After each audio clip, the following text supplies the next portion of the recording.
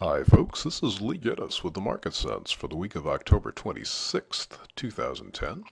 As always, the charts we use are from software called Trade Navigator that's from Genesis Financial Technologies.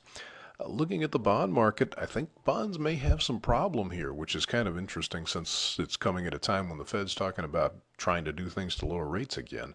But, they've got a pretty clear looking double top and a distribution pattern forming here, and they've started to break down here. The resistance this week was right around the 132.24 area, which they have held nicely, and they've broken down through, well, doesn't really matter what those are because they broke them, and they're below this swing low here as well.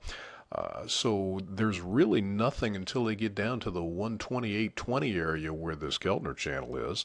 And if they should go below that, I think they should find support in that area. But if they go below that, I believe there's something on the weekly or on the monthly at around 127.24.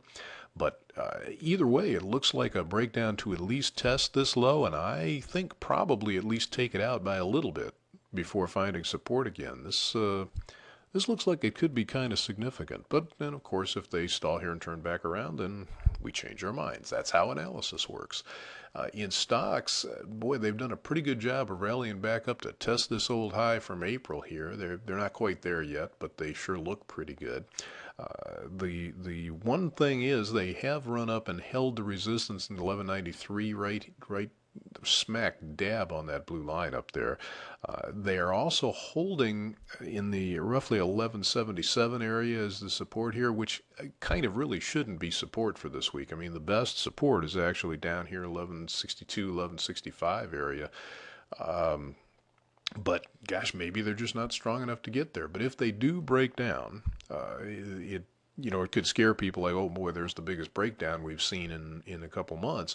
But as long as they hold the 1162.65 area, they still have the chance to turn back around and rally.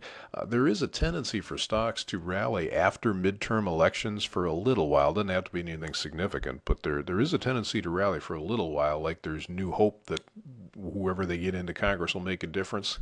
Does anybody really believe that? Anyway, that's all we've got for you today. I hope you can find something profitable to get yourself into, and remember to go vote next Tuesday, would you please? Thanks for checking in.